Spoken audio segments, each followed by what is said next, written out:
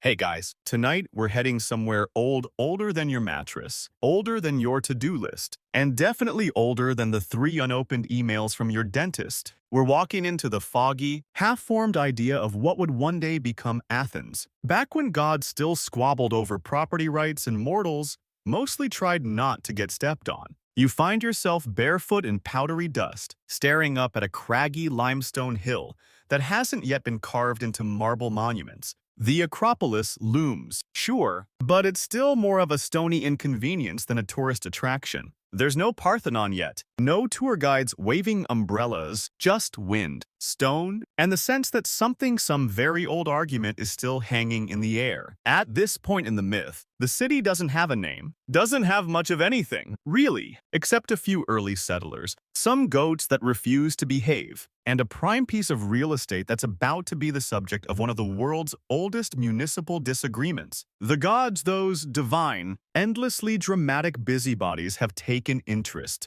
And wouldn't you know it, two of them want it. Athena, goddess of wisdom, strategies, and quietly intimidating competence, has her eye on the hill. Poseidon, god of the sea and general bringer of chaotic splash damage, wants it too. He doesn't really need it, but it's there. And apparently that's enough. So, before you get comfortable, take a moment to like the video and subscribe, but only if you genuinely enjoy what I do here. And hey, tell me where you're listening from and what time it is. It's always fun to see where we're drifting off together. Now, dim the lights, maybe turn on a fan for that soft background hum, and let's ease into tonight's journey together. You trudge up a gentle slope, olive green mist swirling around your ankles like lazy cats. A faint hum pulses in the air, the sound of something ancient about to happen. You step over scattered stones, duck beneath a branch from a tree that hasn't yet been planted, and come upon a clearing where nothing should feel important but somehow does. Here is where the contest begins. Historians still argue whether the myth was meant to reflect a real civic decision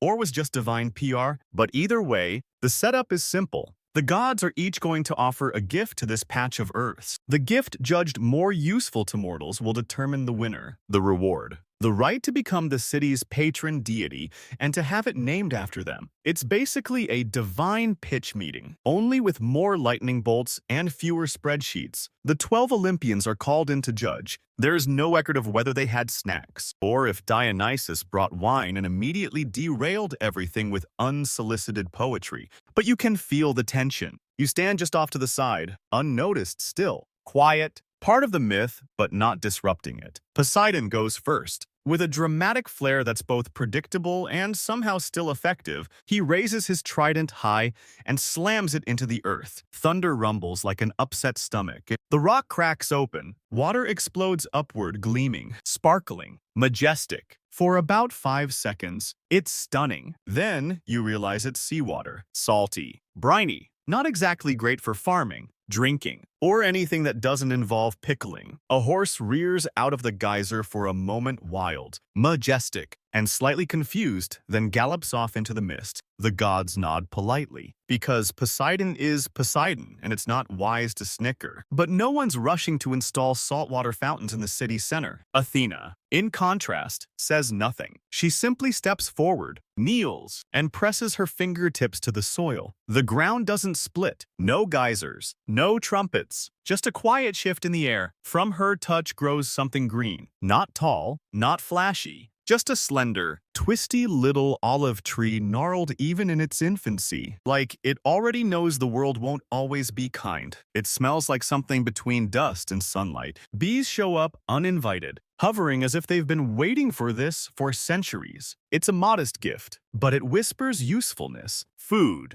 oil, shade, peace. Historians still debate whether olive trees were already central to the region's culture by then, or whether this myth helped enshrine their importance retroactively. But as you watch the gods gather to vote, it's clear that something in Athena's gift resonates more deeply than Poseidon's aquatic chaos. You sit at the edge of the clearing, arms wrapped around your knees, watching divine beings mumble their opinions like board council members. Somewhere off to the left, Apollo tunes a lyre. Hermes is definitely texting someone under the table. Hera's visibly not impressed with either offering, but votes for Athena out of spite. Possibly, eventually, the vote is cast. The olive tree wins. Poseidon stomps off with the kind of overdramatic dignity only an immortal sea god can manage. He may or may not curse the city. He may or may not have planned to do that anyway. But the important thing is this. The city gets its name, Athens. And you, lucky dreamer, got to watch it happen. You linger near the edge of the newly blessed clearing, toes curling slightly in the warm dust. The olive tree is still small, still shaking slightly from the act of being conjured into existence. Its silver-green leaves twitch in the breeze, and already you can smell something faint and grassy, an aroma that says future salad dressing with surprising confidence. Poseidon, meanwhile, hasn't exactly left quietly. There's a deep rumble from the earth beneath you, not a dramatic earthquake. Not yet. More like the sound of someone important muttering angrily in another room. The sky, which had started to brighten after Athena's peaceful miracle, darkens again just a little. You look over your shoulder. Here he comes, tall as a tower, beard like a storm cloud, trident still dripping with seawater that no one asked for. Poseidon strides back into the clearing, and for a moment, you wonder if he's going to throw a divine tantrum. You wouldn't blame him. He gave his best shot a horse and a geyser of water and somehow lost to what looks like a fancy herb. But instead of flipping tables or hurling fish at the jury, he just grunts and raises his trident again. You duck instinctively, though honestly, it probably wouldn't help. He slams it into the stone again, a bit off to the side. There's a flash, another spray of salt water, and this time, a full-sized horse gallops out, mane tossing, hooves glinting, nostrils flared like it's already late for something. The gods blink in unison. The horse rears dramatically, then immediately bolts downhill, screaming in equine panic, before disappearing into the low brush. Nobody says anything for a few seconds. The silence is pointed. To Poseidon's credit, horses were a fairly generous gift. Historians still argue whether the sea god actually created horses from sea foam or just claimed he did. Either way, the horse was central to Greek warfare, agriculture, and, eventually, rich people racing each other for fun. But they're also loud, moody, and need an uncomfortable amount of food and space. Athena's tree, by contrast, just sits there, growing. Poseidon grumbles something about bias and coastal favoritism, then turns on his heel and storms back toward the Aegean, presumably to go sulk underwater for a few decades. You exhale. The air feels clearer now. The tension slowly dissolves as the gods rise, stretch, and wander off to whatever ambrosial brunch they've got scheduled next. Even gods, it seems, need naps after arguments. Still curious, you step closer to where Poseidon struck the rock. The trident mark remains a jagged fracture in the limestone. A shallow pool has already formed, the water shimmering unnaturally under the sun. You dip a finger in. It's salty, predictably, deeply salty. The kind of salt that leaves your skin tight and your cuticles stinging. Not exactly drinkable, not even good for boiling pasta. And this, it turns out, is one of the stranger quirks of the myth. The spot where Poseidon struck the Acropolis supposedly still exists. A real cleft in the stone inside the Erechtheion temple near the olive tree, said to echo faintly with waves when the wind blows just right. Historians still debate whether that cavity predates the myths, or whether the myth conveniently explained an odd geological feature. Either way, you can almost hear it now. A faint lapping sound, like the ocean has its own opinion and isn't afraid to whisper it. Back beside the olive tree, the leaves rustle in soft contrast. The breeze dances through the branches, and a single tiny olive plops onto the dirt with a thud so unimpressive you almost laugh. But that's the thing about Athena's gift, it grows slowly, quietly, without flourish. It's not just about the tree itself, it's about what it represents. The olives it produces, the oil pressed from those olives, the uses for that oil, which will turn out to be surprisingly and sometimes absurdly varied. You wander a bit. The settlers, still few in number, have begun approaching the tree cautiously. One of them pokes a leaf with a stick. Another tries to eat a raw olive and immediately regrets it. A third just lies down under the branches and sighs contentedly, as if she's been waiting for this shade her entire life. The city hasn't yet built its temples. There are no statues of Athena, yet no marble helmets, or owl carvings. But in this moment, under a brand new tree grown from divine fingertips, something like a civic identity starts to form. You sit again, stretching your legs and watching the shadows shift. From here, you can see the entire horizon. Rocky hills, scattered herds, bits of coastline glittering in the distance. Somewhere far off, Poseidon's waves still crash, maybe a little louder than usual. Maybe he's still annoyed. But up here, in the thin, warm light, the olive tree whispers the beginning of something else, something quieter, lasting. You stay beneath the tree a little longer than you meant to. It's not that anything particularly riveting is happening. This is a story about an olive tree, after all. But there's something comforting in the slow rustle of leaves and the not-quite silence of a city still figuring out how to be a city. Athena doesn't say much. She rarely does. To be honest, unlike some of the other gods, she doesn't go around shouting about her greatness or throwing tantrums when people don't offer enough burnt goat fat. She's more the type to quietly draft a flawless battle strategy while you're still deciding which sandal to wear. But even though she wins the contest, she doesn't exactly throw a party. No triumphant speeches, no victory chariots, just a soft nod to the judges who, let's be honest, were mostly voting out of fear, habit, or hunger, and then she turns to the olive tree. She touches its trunk again. You watch the branches straighten just a little, like they recognize her. A few more olives appear, though they're still small, hard, and a little suspicious looking, kind of like grapes with performance anxiety. The settlers are still unsure what to do with them. One man tries to bite another raw olive and immediately regrets it.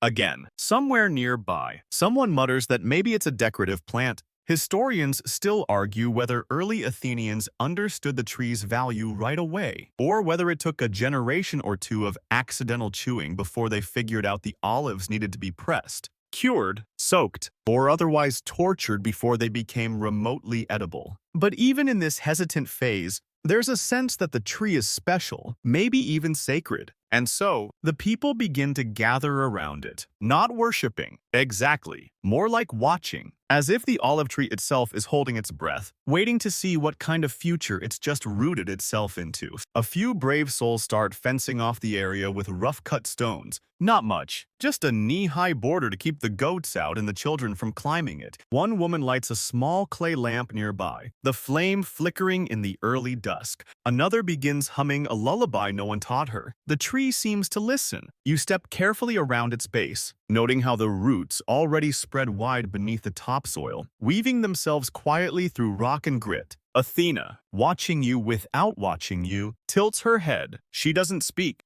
But if she did, you imagine she'd say something like, "Things that last don't shout. They grow, and grow it does." By the time the sun dips below the horizon, the tree has added a few inches to its height. The leaves shine silver in the dying light, shimmering like coins or distant fish scales. Somewhere in the city to be. A donkey brays, a child sneezes, and the first soft nighttime wind rolls in from the hills, carrying hints of time and distant sea spray. Athena turns and walks away. She doesn't stay long to bask in her victory. There's no need. She's left something behind that will do the speaking for her slowly, steadily. For thousands of years, you lie back on the earth beside the tree, hands behind your head. The stars begin to blink awake, one by one. No constellations yet, no official ones. At least, just glitter scattered across dark velvet, somewhere off to the east. Poseidon is probably still muttering into his beard. His salt pool remains, of course, small and brackish, tucked into the rock like a sulk preserved in stone. The horses he summoned are long gone,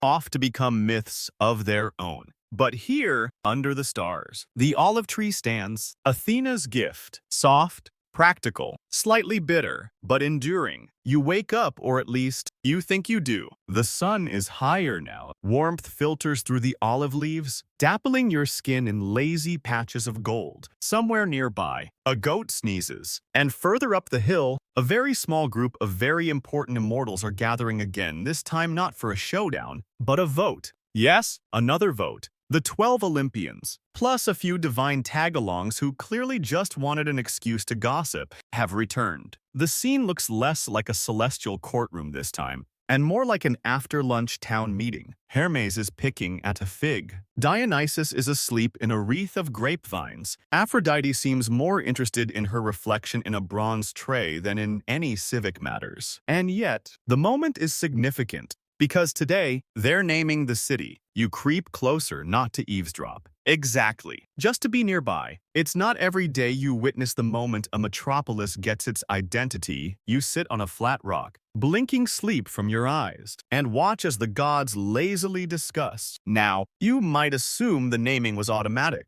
Athena won. After all, her tree grows strong. Her gift is already being used as a landmark. But this is Olympus we're talking about. Even a clear win comes with committee meetings, petty objections, and at least one metaphorical food fight. Are we really naming it Athens? Ares mutters, arms crossed, probably still upset that this contest didn't involve any violence. Doesn't exactly scream battlefield. Athena won. Hera says crisply, adjusting a clasp on her peacock feather shawl. You voted for her. Remember, I was hungry. Ares replies. Historians still argue whether the name Athens emerged solely from the myth, or had parallel roots in pre-Mycenaean naming conventions. Some scholars suspect the goddess might have taken her name from the place, not the other way around. Others, of course, are content to shrug and say, yes. But have you seen the olives? Eventually, Zeus raises a lazy hand. His vote is silent, but final, and one by one, the others nod, some in agreement, some in resignation, and one Poseidon. Obviously in thinly veiled spite,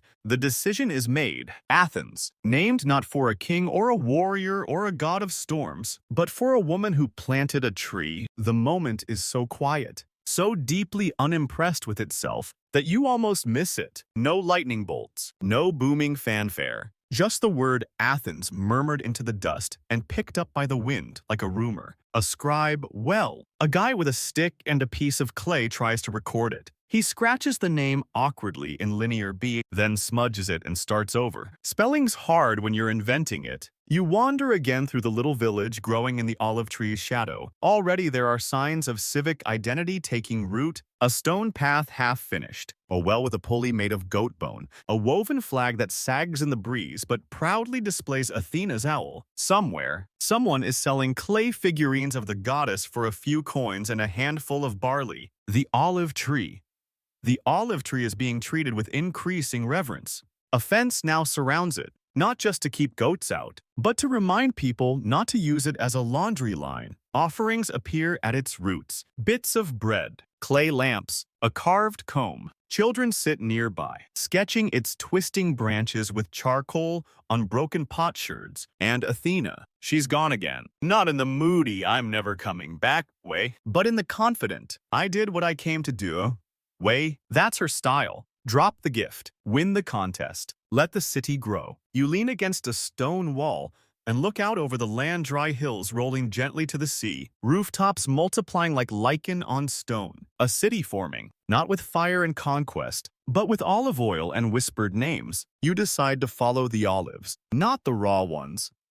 Those are still aggressively bitter and make your mouth feel like it's been hexed, but the pressed kind, the kind that drips golden into clay jars and changes everything it touches, the kind that somehow transforms a humble tree into the economic backbone of an entire civilization. You duck into a small stone hut perched at the edge of the village. It smells like damp earth, worn rope, and something faintly sharp oil, freshly pressed. A woman in a sun-faded tunic is squinting at a woven basket of dark purple olives. She looks up at you, nods slightly, and continues her work without a word. The pressing process isn't glamorous. It involves heavy stones, woven mats, buckets of dubious cleanliness, and a fair bit of stomping. But the result, after much squishing, waiting, and the occasional argument over whether or not the olives are ready, is oil. Glorious, glistening, fragrant oil. You watch as the woman pours a trickle into a small lamp, then strikes a flint. The flame flickers to life, soft and warm, casting golden shapes on the walls. Historians still argue whether early Athenians used olive oil primarily for lighting, cooking, or ritual purposes. The truth is, probably all of the above, and a few more you wouldn't guess. Because olive oil, it turns out, is the Swiss army knife of the ancient Mediterranean. It lights homes, it seasons food, it anoints heads, greases shields, and occasionally lubricates wrestling matches that you probably don't want to think too hard about before bed. You step outside and blink against the sunlight. Everywhere you look, oil is being poured, spread, rubbed,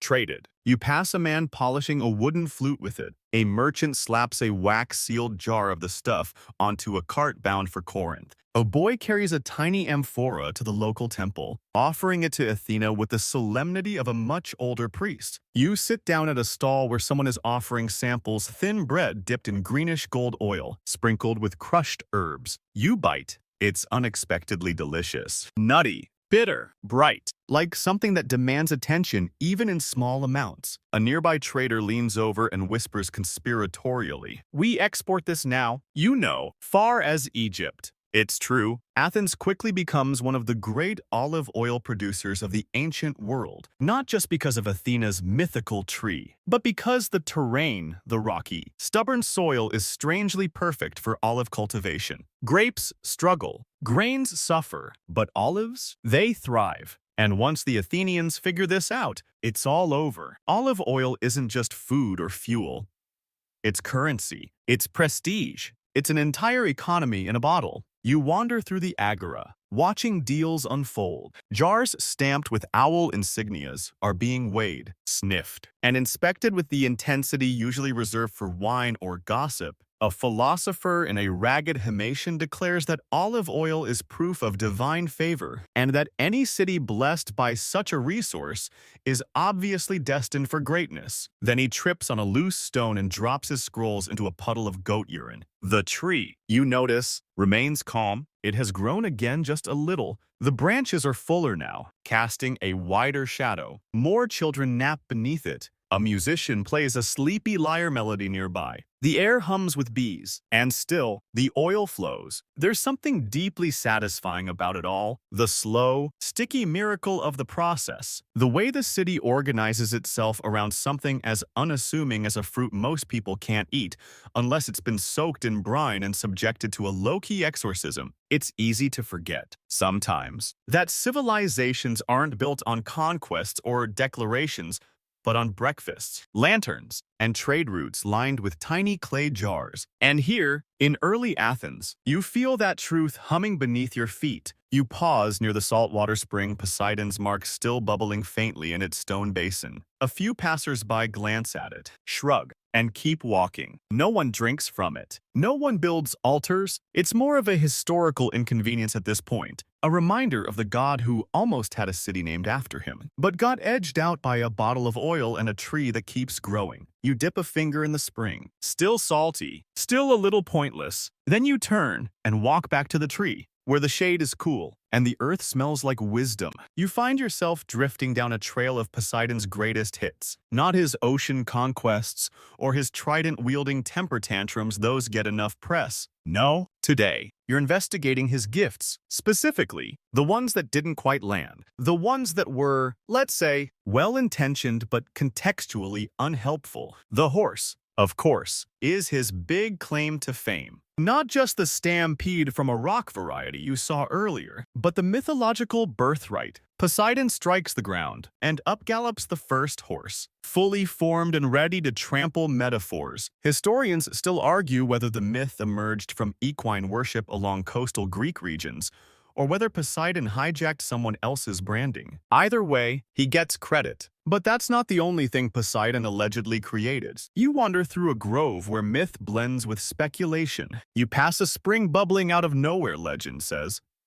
Poseidon made it with a flick of his eyebrow to impress a water nymph. No one drinks from it. It's mildly sulfuric. Then there's the camel, not common in Greece, obviously, but some strange vase art hints at Poseidon's experimental phase. Somewhere, perhaps, there's a forgotten island where one of his gifts wandered off and founded a whole line of surprisingly resilient livestock. One time, he even tried to invent the zebra. It didn't catch on. You picture Poseidon at Olympus brainstorming like a stressed-out executive. Okay, I gave them a war horse. What about, I don't know, a salt-resistant donkey, a sea goose, a wave-powered plow? And yet, none of it quite matches Athena's elegant economy of usefulness. While Poseidon hurls salt and hooves, Athena cultivates. While he pounds the earth into submission, she whispers to the soil. You step into a sun-washed courtyard where artisans are beginning to experiment with olive wood smooths, pale, sweet-smelling. A craftsman runs his fingers along a bow he's shaping. It bends but doesn't splinter. He looks pleased, strong and light. He murmurs, good for music, maybe even war. The olive tree, it turns out, is generous in ways Poseidon's horses are not. Horses eat and demand and occasionally kick people in the chest. Olive trees just grow quietly, even after wildfires, even after wars. You recall an old story whispered near the docks. Poseidon once gifted a kingdom a sea that never stopped rising. He meant well, probably, but it swallowed 3 villages before anyone could say title insurance. You head back toward Athens, passing a group of children drawing in the dust. One has sketched Poseidon's trident, another, Athena's owl, a third, a horse with a very dramatic mane and suspiciously sparkly eyes. There's affection for Poseidon still, respect. Even, he is, after all, powerful and dramatic. But when it comes to living here, planting here, growing here, Athena wins every time. You arrive back at the olive tree just in time to see a small ceremony taking place. A young girl places a single olive on a flat stone beneath the branches. She whispers something. No one hears it, but the leaves rustle just slightly in reply. Poseidon's salt spring bubbles faintly in the distance. A bird drinks from it, makes a face, and flies away. You sit beneath the tree again, wondering how a god of storms could lose to a god of strategy. A jar of oil, and a fruit that's inedible until it's been cured for days. And then you remember, sometimes, the most powerful gift is patience. You're back at the tree again, as usual, except now, you decide to follow not the branches or the oil, or even the shade, but the roots. Figuratively, of course. Digging up sacred trees is a fast track to divine eviction. But you begin to notice something curious. The way the roots shape everything around them. A cobbler sets up shop nearby, not because he needs sunlight, but because people tend to linger here. And lingering people need shoes. A potter begins leaving offerings of miniature amphorae at the base of the tree, each one stamped with a different little owl. A group of musicians practice under the lowest branch, convinced the acoustics are better here. They're not, but faith can't always be tuned. The tree's roots don't just grow into soil, they grow into culture, they grow into economy and architecture. And the kind of spirituality that doesn't always need temples. You sit on a crumbling wall and watch as a newly arrived merchant tries to explain to a visitor what this tree actually means. He gestures a lot. At the bark, at the city skyline, at the olive oil on his tunic. He keeps repeating, it's the tree, as if that explains everything. And somehow, it kind of does. Athena's gift is now inseparable from the identity of the place itself. And so you start wondering, what's happening underground? Not in a spooky haunted roots way, more in the quietly incredible process of what tree roots actually do. They grip into rock that hasn't moved in millennia. They siphon moisture where none seems to exist. They split apart stones with patience, not force. And in doing so, they turn hilltops into havens. Historians still debate whether the sacred olive tree planted by Athena was a real tree, metaphorical, or some combination of myth and national branding. But a particular tree has stood near the Erechtheion for thousands of years, burned, cut, replanted, still standing, still rooted. And you realize now, the roots are the message, not the branches that everyone sees, not the fruit that everyone trades, but the quiet web beneath the surface that holds the whole city together. A priest passes by, trailing incense and muttering verses from a hymn to Athena. He pauses at the tree, nods once, and continues towards the temple. A young boy with dirt-streaked cheeks crouches beside the trunk, tracing spiral shapes into the dust, pretending they're route maps, or maybe labyrinths. You lie flat on your back in the grass and close your eyes. Through the stone, through the dust, you swear you can feel the hum of roots. Slow, steady, intentional. They don't rush. They don't panic. They just do the work of holding everything in place. You remember a fringe theory one that real scholars mostly side-eye, but still secretly admire that the entire Acropolis was once designed around a root system, that the architects mapped the flow of the city based on the tree's unseen grip. That maybe, just maybe, the blueprint of Athens was first drawn underground. You smile at the thought. Up above, the leaves whisper, not in Greek, not in prophecy, but in the same soft language of every olive tree that's ever withstood wind and war and curious goats. And beneath it all, the roots stretch farther than you ever imagined. You wander down a dusty lane as the scent of charred herbs and baked clay rises in waves from every doorway. It's late afternoon, and Athens smells like a giant, overworked kitchen, which, honestly, it kind of is. There are cooks everywhere, grinding, slicing, muttering to themselves in dialects that may or may not be invented. And in the center of it all, olives. Except now, they're edible. Someone, somewhere, had the bright idea to stop biting into them raw and start tinkering. Historians still debate exactly when humans figured out that olives need serious prep before they're remotely pleasant. But whoever did it deserves a statue, possibly several. You step into a small courtyard where three women are crouched around a large ceramic jar, muttering in harmony like a culinary coven. One of them drops a handful of green olives into a thick brine salt water steeped with ash and herbs. Another stirs gently with a spoon carved from olive wood. The third holds up a half-cured olive to the sunlight, like it might tell her its secrets. You ask what they're doing. Removing bitterness. One replies, as if it's obvious, and maybe it is. Maybe that's all of cooking. Really, you sample a finished one soft, slick, still a little sharp, but leagues better than the tree-fresh version that tried to kill your tongue a few days ago. It tastes like something worth waiting for. In another corner, a man is gently pressing olives into a paste using a flat stone. He's humming. The paste smells rich and slightly metallic. He offers you a taste spread on barley bread, and you nod, grateful. It's not just food, it's a ritual. And slowly, you realize the Athenians aren't just using Athena's gift, they're innovating it. They're experimenting with storage, clay pots sealed with beeswax. They're flavoring the oil with citrus rind or rosemary, or things you're pretty sure aren't legally food. They're exporting it in bulk, stamping their jars with little symbols, owls, amphorae. The occasional rude joke if the potter was feeling bold. One merchant boasts that his oil was blessed by the goddess herself. You ask if that means Athena actually touched it. He winks. She inspired the recipe, which is to say, no, but please still pay extra. Further down the street, you enter a modest home where a mother is rubbing warm olive oil onto her child's scraped knee. In the corner, a grandmother massages it into her own joints. In the kitchen, a pot simmers over a low fire, and oil glistens across the surface like golden lace. It's in everything now, not just in food, but in skin, in stories, in the way people talk about the goddess, not as a warrior or a wrathful judge, but as the reason meals taste better, wounds heal faster, and lamps glow through the night. A soft joke floats through the window. If Athena ever leaves, at least we'll still have salad dressing. Even the comedy is reverent. You return to the tree again, always the tree.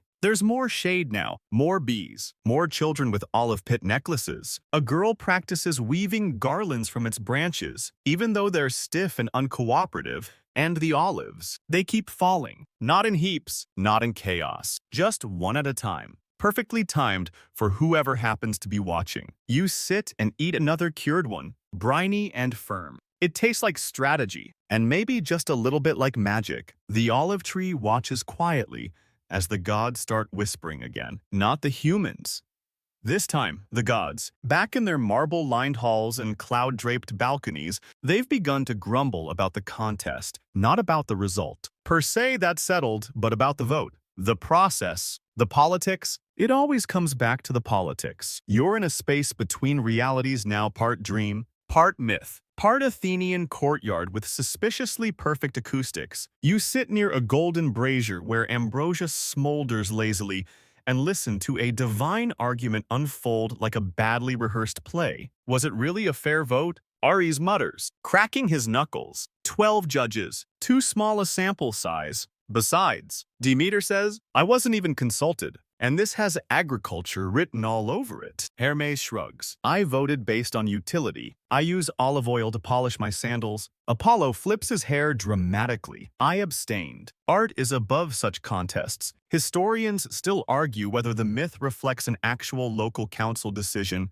or an allegory for political compromise. But the subtext here is clear. The gods are jealous, not of the tree, perhaps, but of how quietly Athena won. No lightning, no theatrics, just results. And they hate that. In some versions of the tale softened over time like river stones, it's said the goddesses outnumbered the gods on the jury. That Hera, Demeter, and Hestia all voted for Athena. While Poseidon's supporters were mostly male, that Zeus broke the tie in favor of his favorite daughter. In other versions, the vote wasn't even close. Poseidon got 2 pity nods and left with seaweed in his beard. But here's the secret you feel in your bones as you sip watered wine beneath the olive branches. The vote wasn't about flash. It was about future, and that made some gods uncomfortable. You slip away from the heavenly council before someone throws a goblet. Back on mortal ground.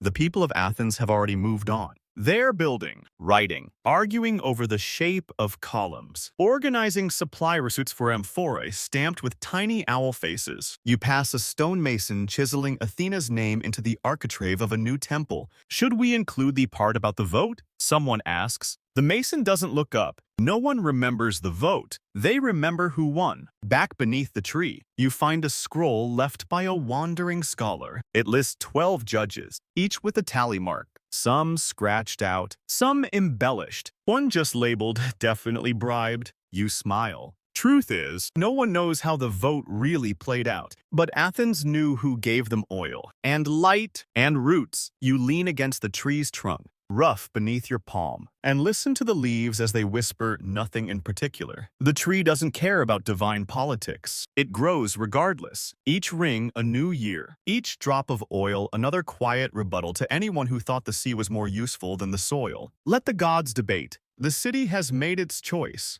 You wake to a name echoing softly through the city. Athens. Not shouted, not chanted, just spoken. Folded into conversations, scratched onto wax tablets, murmured at dusk like a blessing. It's settling in now, like warm oil on skin. The name of the city is no longer just a result of divine rivalry. It's becoming a rhythm, a pulse. You follow a stonemason down the main road, watching his tunic shift with the breeze and his hammer tapping along the wall of a small shrine. It's not much yet, a pile of limestone blocks, a crude foundation, but this is the beginning of something permanent. You ask what he's building. Athena's corner, he says, wiping sweat from his brow. She earned it. The people agree, though they still squabble about taxes, festival days, and whether goat meat should cost as much as fish. They're united by one thing, the tree that named the city. You pass rows of scaffolding wrapped around rising temple columns, half-carved reliefs of owls and olive branches. Young boys bring water jugs to the sculptors. Older women arrange olive wreaths on clay busts. Everything smells faintly of dust, oil, and ambition.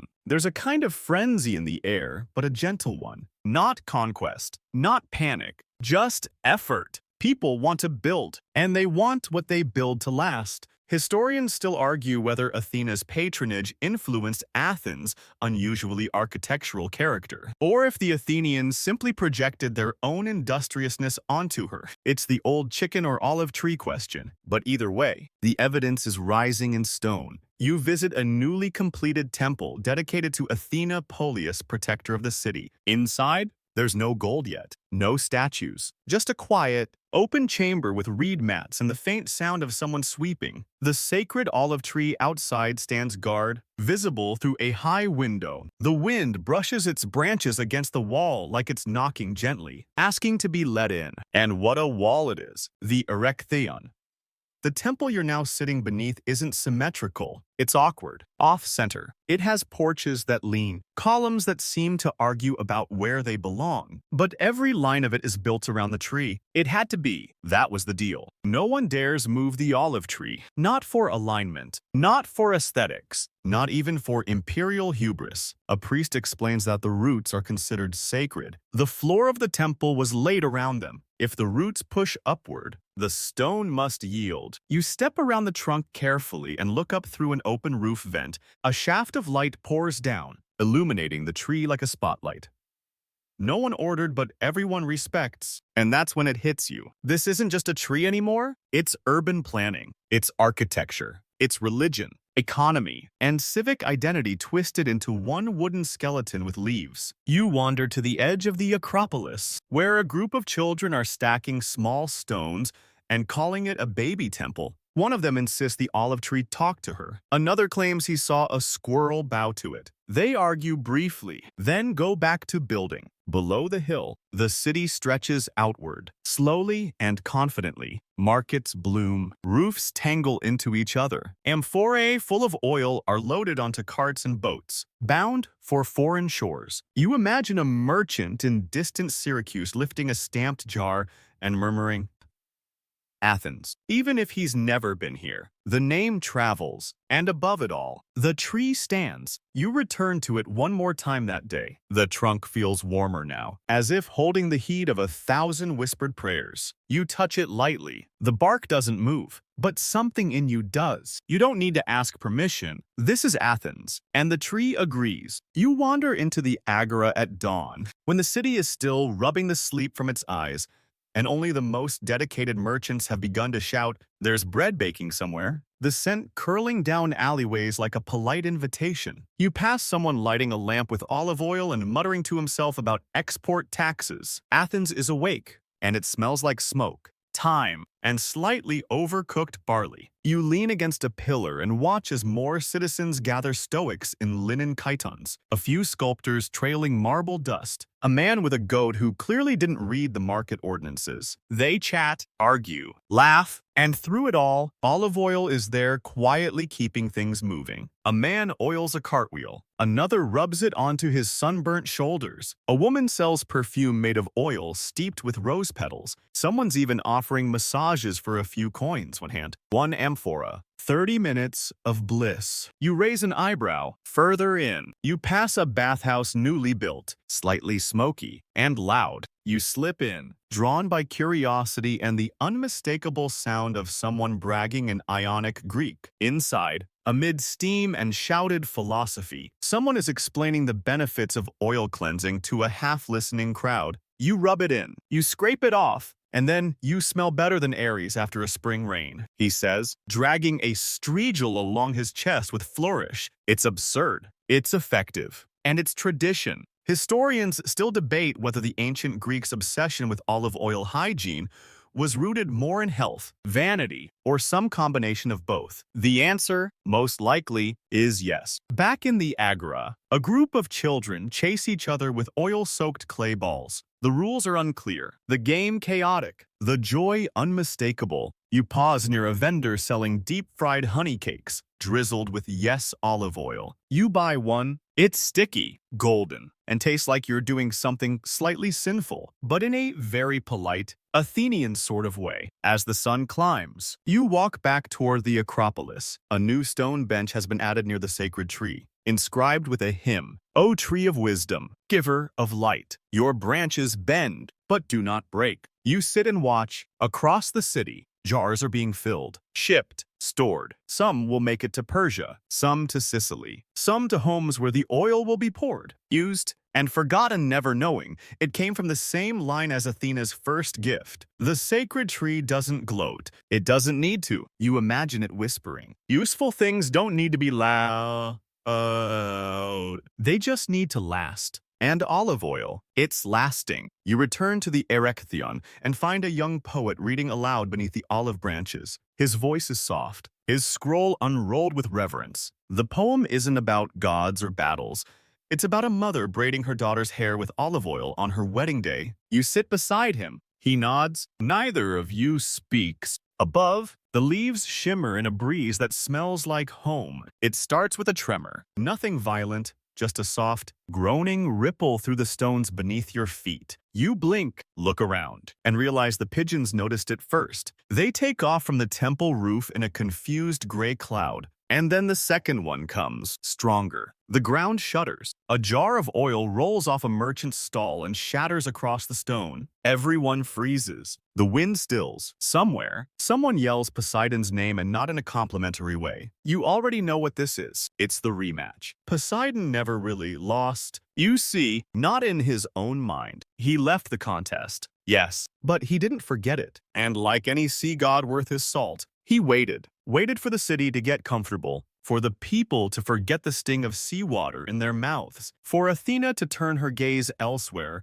and now he's here to remind them. The earth groans again, longer this time. Temple walls tremble. A chunk of plaster falls like a soft exclamation point. The olive tree bends but doesn't break. You sprint to the edge of the Acropolis, heart thudding like a badly tuned drum. From here, you can see the sea calm, unbothered, blue as ever. But the city behind you is shifting. Cracks are appearing where none existed. Statues tilt, and just as suddenly as it began, it stops. The dust settles. The birds return. A baby cries, someone sneezes. Historians still debate whether a specific earthquake was retroactively blamed on Poseidon in Athenian myth, or whether this legend of divine retaliation was an invented warning. Don't anger the sea, even if the land favors you. But the takeaway is simple. Poseidon doesn't forget. A priest kneels beside the salt spring, Poseidon's old gift, still quietly bubbling, and whispers a quick prayer. Another begins sweeping up the oil from the shattered jar like it might ward off future tremors. You circle back to the olive tree. It's shaken, some branches broken, a few olives scattered in the dust, but it's still standing. The crowd gathers. No wailing, no panic, just silent awe. Because somehow, the tree bent with the earth, not against it. You hear someone murmur, "She protected us." And maybe she did. You kneel beside the trunk. The bark feels warmer than usual, as if it remembers the impact and has already started healing. Poseidon's tremor becomes a footnote. The olive tree becomes the headline. Builders return to their scaffolds. Traders resume their shouting. A potter jokingly paints Poseidon throwing a tantrum on a new amphora this time. He's crying into a broken trident. The people of Athens, it seems, cope with natural disasters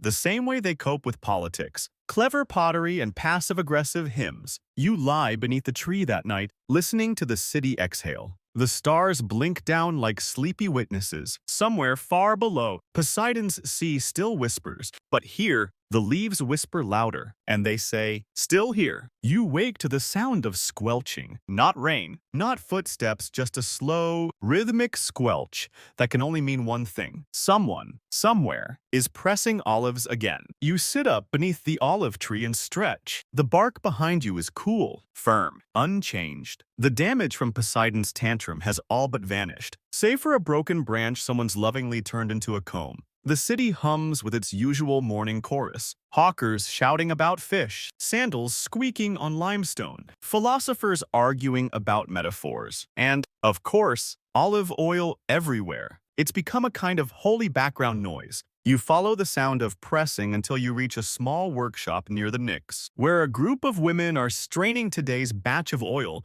through cloth bags suspended like sleepy jellyfish. The air smells earthy and sharp. A donkey blinks at you from under an awning, chewing something it probably shouldn't be chewing. Inside, it's chaos. In the gentle, deliberate way that ancient economies thrive on. Jars clink. Flames flicker under clay pans. Scribes tally exports on wooden tablets. And at the center of it all, a boy pours a tiny splash of oil into a bronze lamp and lights it. The glow fills the room instantly, soft and golden, like melted sun. Historians still argue whether Athens' true power came from its silver mines, its fleet, or its thinkers. But today, you're beginning to suspect it came from this: the ability to light a room when the sky goes dark. Olive oil fuels more than lamps. It fuels rituals, weddings, wrestling matches, slippery ones, and late-night strategy sessions where generals plot troop movements over oily bread. You pass a midwife rubbing oil onto a woman's swollen belly before a birth. She hums softly, rhythmically,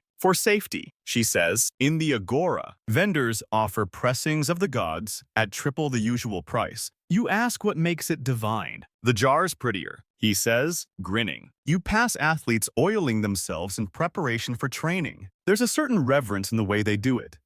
Not vain, but ceremonial, like they're honoring the tree. Or maybe Athena herself. The sun gleams off their shoulders as they spar, fast and silent and slick. Further up the slope, inside a small temple, a priest dips a linen strip in oil before anointing a statue of the goddess. The scent of myrrh mingles with the oil as the cloth traces the marble cheekbone. The priest doesn't rush. Nobody rushes in here. It's slow work, sacred work. And then you see something new, a scrollmaker sitting cross-legged under the olive tree, copying lines of poetry with careful ink strokes. On the table beside him, an amphora with an inscription you've never seen before, to the tree that makes the night less dark. You sit beside him, tracing the phrase in your mind. It's true. Olive oil is warmth, preservation, cleanliness, ceremony, trade, food, worship, healing, light. Athenian homes run on it. Ships carry it. Soldiers carry flasks of it into battle to soothe wounds and ease movement. It flavors life and slows decay. It keeps the dark away, just long enough to think clearly, and all of it from Athena's quiet gift. You run your fingers through the dust at the tree's base and find a fallen olive. Smooth, firm. You roll it in your palm like a prayer bead, feeling the history tucked inside something so small. One olive. 1,000 uses. You lift your gaze. The tree sways gently overhead. Somewhere nearby, another jar is filled, and the city glows on. You find yourself drawn once more to the high ridge of the Acropolis. The morning is quiet, no merchants shouting, no philosophers pacing, just wind, sunlight, and a particular stillness in the air that makes you pause mid-step. The tree is waiting. You approach slowly. Something's different. The leaves still shimmer in the breeze. The trunk stands just as firm, but there's a hush around it now, like a held breath. A woman in temple robes meets your gaze. Her eyes are tired. It burned. She says, you blink. She gestures toward the city below, toward broken columns, blackened rooftops, and streets littered with cracked amphorae. The Persians came. The city fell. The tree caught fire. But it's still here. Historians still debate the timeline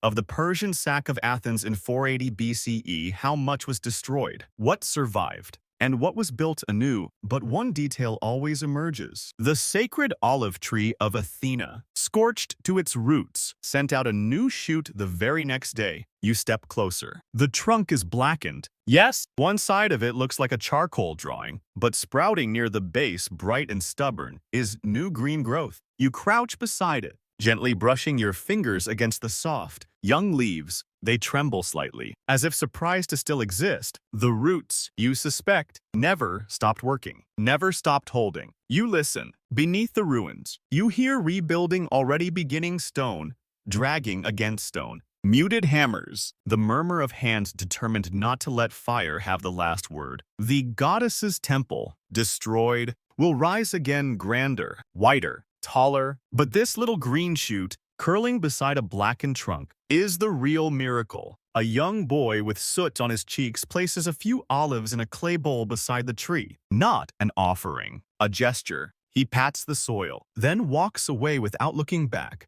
You sit beneath the scorched branches, amazed by what didn't die, and all around you, life continues. A woman rubs olive oil into a cracked statue, not to repair it, but to honor it. Two elders debate whether the tree grew back because of Athena, or because that's just what trees do. A priest sketches plans for a rebuilt shrine, and every version bends around the tree's new shoot. No one dares remove it, not after what it survived. Athens will be rebuilt, and the tree, this fire-scarred, ash, dusted, quietly heroic tree will outlive it all. You close your eyes, hand resting on warm bark. Even after flames, the roots hold. The years pass quietly now. You sit beneath the olive tree, though it no longer looks like the sapling Athena planted all those centuries ago. Its trunk is thick, gnarled, twisted by time and fire, and the pressure of being sacred for longer than most civilizations last. Its bark is split in places, but smooth where countless hands have rested. The leaves are the same silver green, dry-sounding when this breeze runs through them, but somehow wiser. You trace one finger along a scar in the trunk. Not a burn, not a cut, just one of the many marks left by time. Each line tells a story. A war survived, a rebuilding, a philosopher's sermon, a priest's hymn, a wedding shaded beneath its branches, a child's dream whispered into its roots. Athens has changed. The city has grown, fallen, risen again. Empires have passed through it like weather systems. Roman sandals, Ottoman domes, tourists with wide-brimmed hats. But the tree is still here. A docent in a sun-bleached linen robe guides a small group toward the Erechtheion. She points out the caryatids, the salt spring, the stone where Poseidon supposedly struck the rock. But when she reaches the tree, she lowers her voice. This is the original, she says, or a descendant of it, or a memory that refuses to fade. Historians still argue over whether this tree is the original, the shoot that grew from the ashes, the offspring of many generations of grafted branches, but in the way it stands rooted, weathered, undeterred. It doesn't really matter. The tree exists. That's enough. You lie back in its shade. The stone beneath you is warm. Bees hum lazily above your head, orbiting in slow, syrupy spirals far below. The city hums a quieter version of itself, softened by centuries. You hear a child giggle. She's crouched at the base of the tree, whispering to it. You catch only one phrase. Tell me again how you want. The tree says nothing. It doesn't need to, because this is how legacies work. Not with shouting, but with staying. The wind rises gently, a few leaves fall, and Athens exhales. And now, beneath the quiet hush of history, you begin to settle in. The breeze across the Acropolis softens to a lull, slipping through the olive branches like a slow, ancient lullaby. The last light of the sun folds itself gently behind the hills, and even the bees have gone still, tucked into their hives like amber pearls in a wooden box. Your breath slows with the land. The stones around you, once sharp with heat and age, now feel rounded, softened by shadow and time. You can almost hear the heartbeat of the earth beneath your back, slow, steady, older than myth and wiser than any scroll. And the olive tree stands over you, not watching, not guarding, just existing. It leans slightly in the night wind, leaves whispering secrets to the dark. Maybe stories, maybe prayers, maybe just the sound of 1,000 years of silence being remembered. Somewhere nearby, a lantern flickers to life. A priestess moves quietly, barefoot, oil in hand, lighting the lamps around the old temple with practiced grace. Not for show, not for tourists, just because it has always been done. The world is quiet now. No gods fighting, no cities burning, no voices raised in judgment. Only stone, wind, and this tree still growing. You feel your limbs loosen, your mind begin to drift. The kind of tired that doesn't ask questions, just allows. Like leaves falling, like olives ripening on their own time. Sleep is near. Let the olive tree hold you. Let the stone remember you. Let Athena's gift, old and rooted, rock you into the deepest part of rest. You are safe here. You are home. You can rest now. Good night.